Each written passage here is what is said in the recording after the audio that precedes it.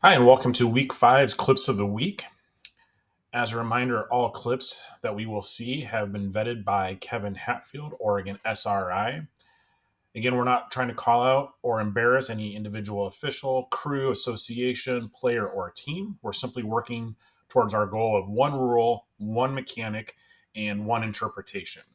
And speaking of interpretation and one rule, we want to make sure we're all on the same page. So, want to spend some time before we look at clips regarding the SRI bulletin that came out this week. We had two different ones, and specifically want to look at the bulletin number 4. And this is regarding illegal equipment.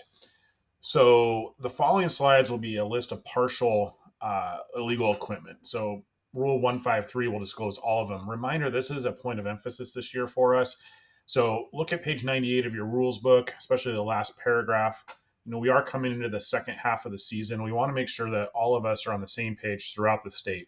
We have teams that bounce between different associations, and we want to make sure that we're doing everything we can to enforce the rules that we are asked to enforce. No one wants to be the fashion police, but we are, and we want to make sure that we're helping each other out, that we're consistent week in and week out.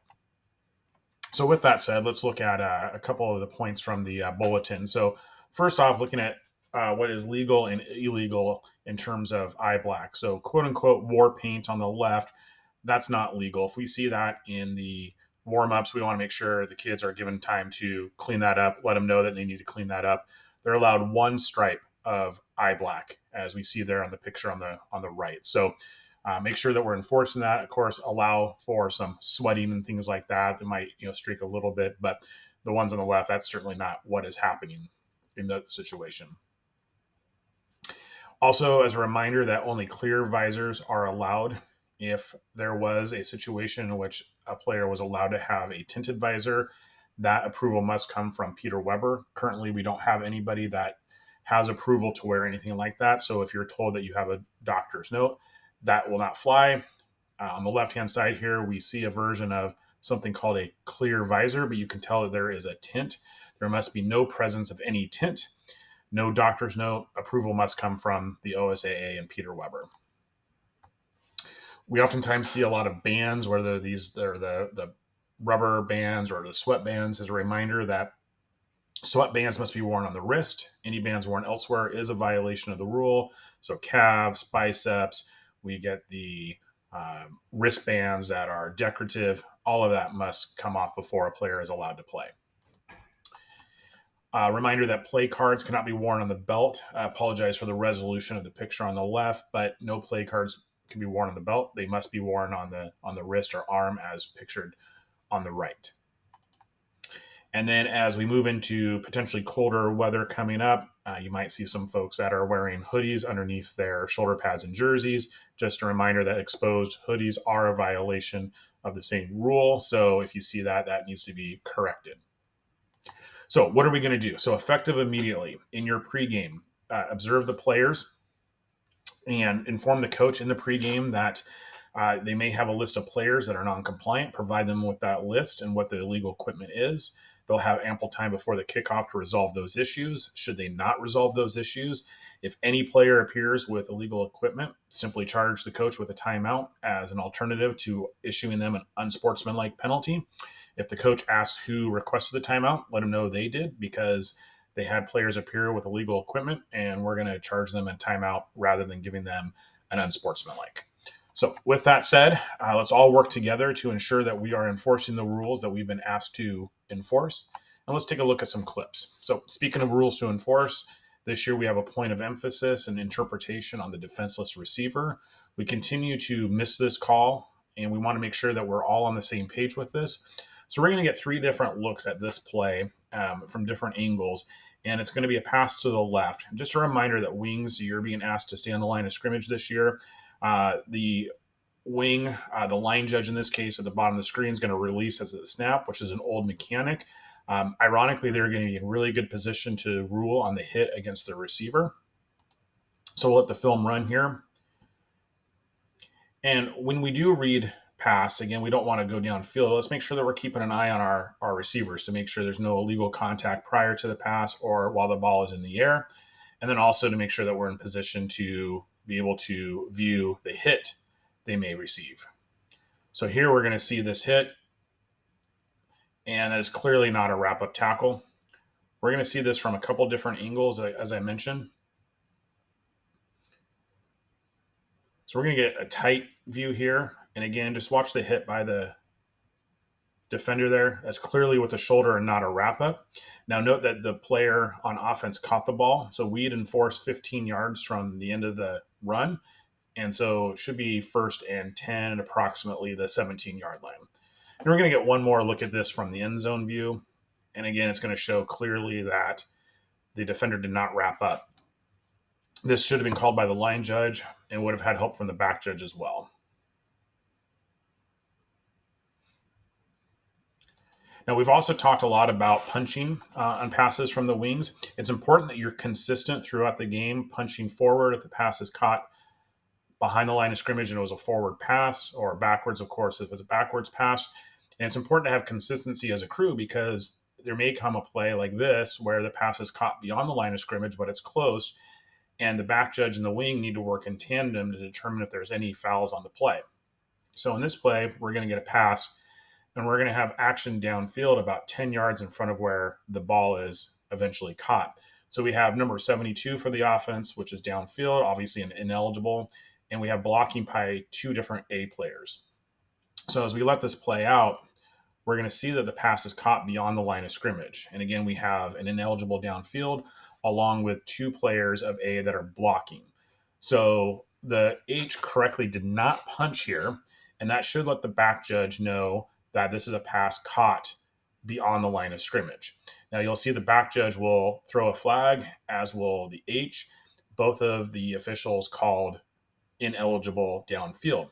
Now, yours truly was the back judge here, and quite honestly, I probably should have had offensive pass interference in addition to the ineligible downfield because we have 2 players blocking on a forward pass caught beyond the line of scrimmage. But again, no punch by the H, which helps tell me, the back judge, that we have ineligibles downfield, and again, probably offensive pass interference, which we did not call. So I want to talk a little bit about making sure we're watching away from the ball if we're not responsible for the ball carrier. On this play, we're going to get a second level block. That's the responsibility of the back judge, and it's going to be in the middle of the screen. So I'll let this run. You'll watch these 2 players here, and there's going to be a takedown hold by the lineman for A. And you'll notice the back judge doesn't throw right away because it's not maybe necessarily at the point of attack. And then the running back cuts, hits the hole near this, and this does become a point of attack foul. And we're going to see a flag come out by the back judge. So there's the hold. Running back runs through that hole that's been vacated there. Does a good job of continuing to officiate the play. Doesn't signal a touchdown because we know this is coming back. So good job by the back judge here, watching away from the ball. They did not have runner responsibility. Good job picking up that second level block. Same game, same crew. We're going to have a kickoff here. Just as a reminder, as we are covering a kickoff, the back judge and center judge or umpire will work into the middle of the field and work inside out, while the wings will have outside. So this block here could be viewed by either the back judge or the center judge, depending on which side of the field the blocker is coming from. The referee may be able to see this, but they also may consider having returner responsibility. The crew does not see this block, but they do see this second one here. And it's about this point where the referee transitions from the runner to blocking. And while we don't see the flag, the crew does pick this up, and there is a flag by the referee who does correctly see this blindside block. So again, just make sure that we're watching away from the ball. Now on this play, we're going to get the back judge who doesn't have runner responsibility. The line judge may be able to see this as well, although they're going to be trying to focus on the runner as they approach the goal line here. But we're going to miss a blindside block there. So we just want to make sure that if we are not responsible for the runner, that we're watching for blocks in front, and we did miss a blindside block there. Again, more off the ball watching here. we want to be careful to watch away from the ball if we're not responsible for the ball carrier. Let's watch the action here with these two players. This is going to get ugly. We're going to have a member of the defensive team lose their helmet and a member of the offensive team continuing to block against them. So he loses his helmet. There continues to be blocking.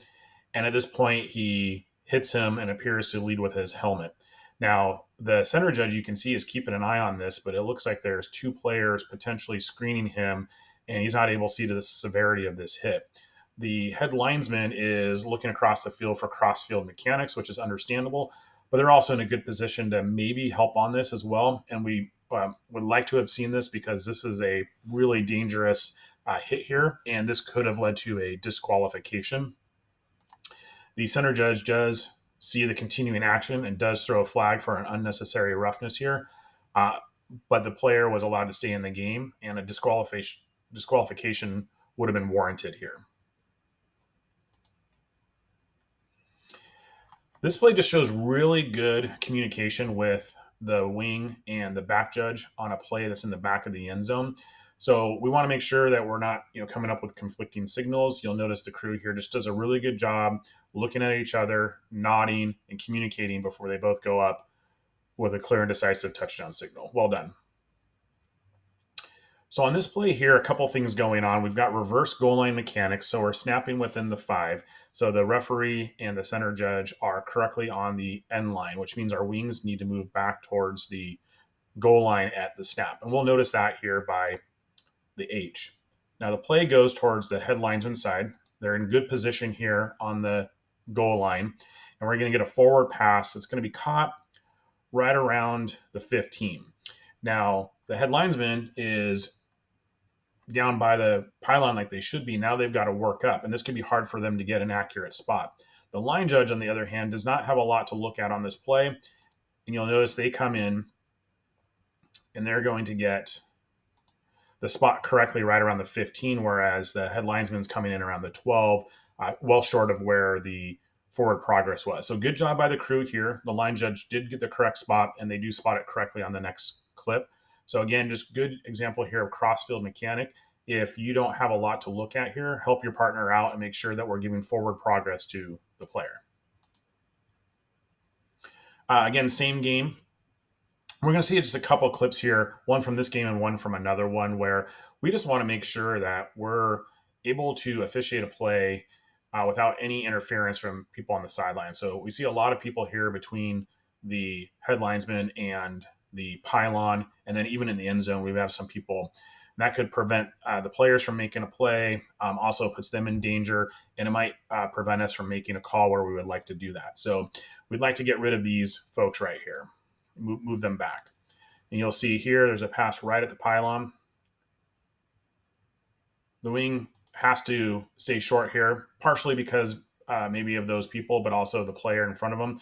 We'd like to see you walk up to the pylon and make that call, but before the play, let's notice if anybody's in the way and get them back.